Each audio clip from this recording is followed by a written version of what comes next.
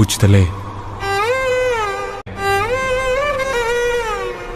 అందరికీ welcome to our channel బుజ్జమ్మతో Maha vlogs. ఇంట్లో ఉండే వాటితో వెరీ సింపుల్ గా ఎగ్ దమ్ బిర్యానీ ఎలా చేయాలో చూసేద్దాం రండి. మనం ఎగ్స్ ని తీసుకొని బాయిల్ చేసుకోవాలి.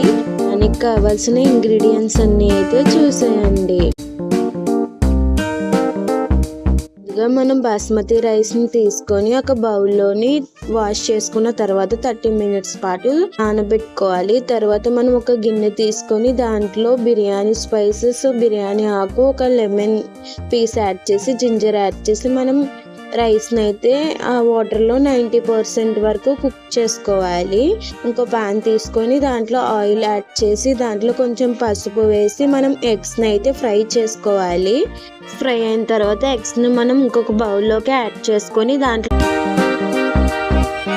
దాంట్లో మనం biryani spices, onions, chilli, tomato అన్నీ వేసుకొని కొంచెం సాల్ట్ వేసుకొని బాగా ఫ్రై చేసుకున్న తర్వాత జింజర్ గార్లిక్ పేస్ట్ అయితే మనం యాడ్ చేసుకోవాలి.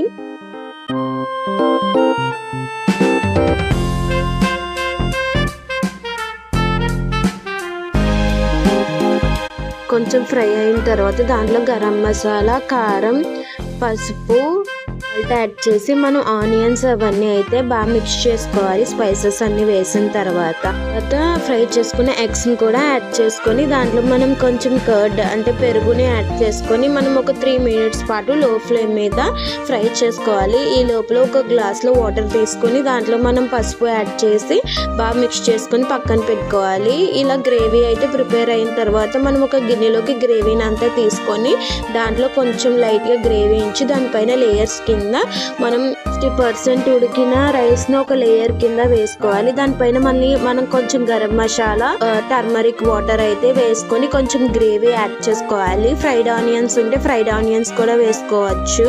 ఇలా మళ్ళీ సెకండ్ లేయర్ అయితే మనకి 80% ఉడికిన రైస్ ని అయితే మనం సెకండ్ లేయర్ కింద వేసుకొని మనం గ్రేవీతో పాటు ఎగ్స్ ని కూడా అయితే సెకండ్ లేయర్ లో అయితే వేయాలి. దానిపైన మళ్ళీ కొంచెం గరం మసాలా,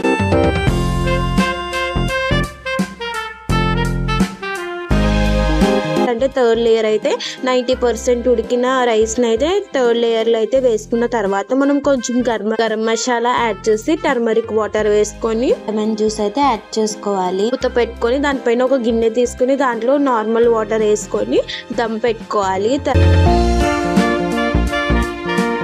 10 మినిట్స్ తర్వాత మన very tasty egg dum biryani అయితే రెడీ అయిపోయింది. ఎటువంటి ఫుడ్ కలర్స్ ఏమి యూజ్ చేయకుండా చేసిన దమ్ బిర్యానీ టేస్ట్ అయితే చాలా బాగా వచ్చింది. మీరు కూడా ఒకసారి ట్రై చేయండి.